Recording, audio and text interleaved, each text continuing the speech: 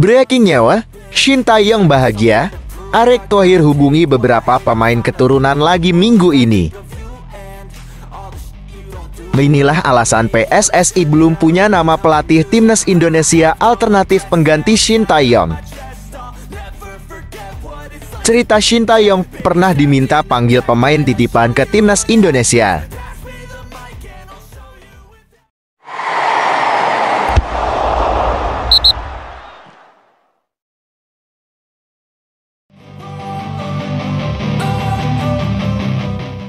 Berita pertama, breaking nyawa, Shin Tae-yong bahagia. Erick Thohir hubungi beberapa pemain keturunan lagi minggu ini. Pelatih timnas Indonesia, Shin Tae-yong, dijamin bahagia. Sebab, Ketua Umum PSSI Erick Thohir mengaku akan menghubungi beberapa pemain keturunan lagi minggu-minggu ini, yang mana ditujukan untuk memperkuat timnas Indonesia. Ada beberapa pemain lagi yang saya akan hubungi di minggu-minggu ini. Tapi namanya belakangan. Kalau udah datang dan sudah salaman, semoga mudah-mudahan masuk. Kalau sekarang ini, jangan gosip dulu, kata Erick Thohir saat diwawancara media. Dalam beberapa tahun terakhir, PSSI memang gencar mendekati sejumlah pemain keturunan yang tersebar di seluruh dunia. Setelah Sandy Walsh dan Jordi Amat rampung dinaturalisasi pada November tahun 2022, keran naturalisasi terus dibuka PSSI setelah 2 nama di atas, menyusul Shane Patinama, Rafael Struijk, Ivar Jenner, Justin Hubner, dan Jay Eza. Sementara itu, nama-nama seperti Nathan, Tom Hai, Ragnar Oratmangu, dan Martin Paes masih dalam proses naturalisasi. Kehadiran nama-nama di atas dibutuhkan untuk meningkatkan kualitas timnas Indonesia secara instan. Timnas Indonesia di bawah asuhan Shin Tae-yong pelan-pelan mulai memasuki persaingan level Asia untuk bersaing di level atas Asia sekaligus mengintip peluang lolos ke Piala Dunia. Timnas Indonesia membutuhkan pemain-pemain top tambahan. Legenda terdekat timnas Indonesia adalah mentas di lanjutan babak kedua kualifikasi Piala Dunia tahun 2026 zona Asia. Sesuai jadwal, timnas Indonesia akan bersua Vietnam di matchday kedua dan ketiga grup F kualifikasi Piala Dunia tahun 2026 zona Asia pada 21 dan 26 Maret tahun 2024. Semoga timnas Indonesia bisa terus berkembang untuk bisa meraih mimpi, yaitu masuk Piala Dunia. Coba beri dukungan kalian di bawah video ini ya.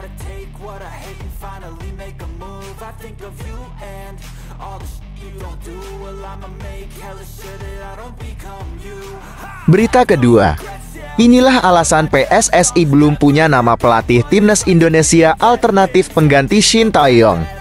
Masa jabatan pelatih timnas Indonesia, Shin Tae-yong akan segera berakhir pada Juni tahun 2024 mendatang. Tersisa tugas yang dimiliki Shin Tae-yong adalah putaran 2 kualifikasi Piala Dunia tahun 2026 dan Piala Asia U23 tahun 2024 Qatar. Namun salah satu syarat yang harus dipenuhi Shin Tae-yong agar kontraknya diperpanjang PSSI hingga tahun 2027. Shin Tae-yong sudah melewati syarat pertama untuk perpanjang kontraknya, adalah lolos phase group alias ke babak 16 besar Piala Asia tahun 2023. Saya tidak bisa menutup mata, tapi target adalah target, kesepakatan adalah kesepakatan, kata Ketua Umum PSSI Erick Thohir pada program Indonesia Terkini. Sesuai dengan persyaratan tersebut, maka Shin Tae-yong harus bisa membawa timnas Indonesia U23 lolos dari fase grup Piala Asia U23. Kalau memang nanti lolos 8 besar Piala Asia U23 sesuai dengan profesionalisme, ya kontraknya berlanjut, kata Erick Thohir.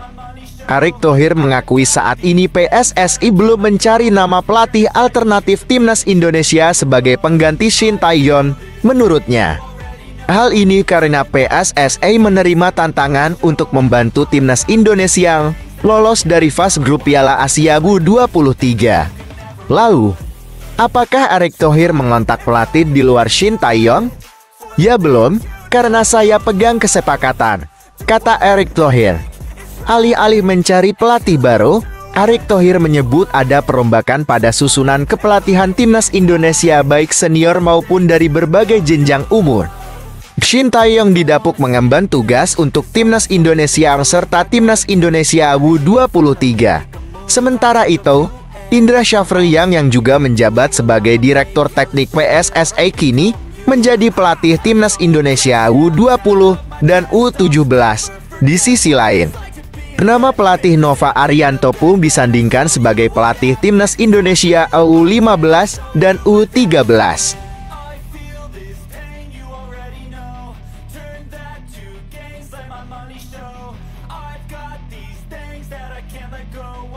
Berita ketiga, cerita Shin Tae-yong pernah diminta panggil pemain titipan ke timnas Indonesia. Isu pemain titipan dalam tubuh timnas Indonesia selalu hadir dari masa ke masa, bahkan hingga era Shin Tae-yong. Beberapa nama yang dinilai tak perform bersama klub, tetapi tetap mendapat tempat di skuad Garuda kerap dituding sebagai bagian dari kesepakatan antara pelatih dan pihak terlibat di belakangnya. Shin Tae-yong ternyata mengakui, selama menjadi pelatih timnas Indonesia, ada pihak-pihak yang mencoba menitipkan pemain kepadanya. Ia tidak merinci siapa pihak-pihak yang dimaksud, namun pelatih asal Korea Selatan itu tidak pernah menanggapi permintaan tersebut. Ada yang menitipkan pemain, tetapi tidak pernah saya tanggapi.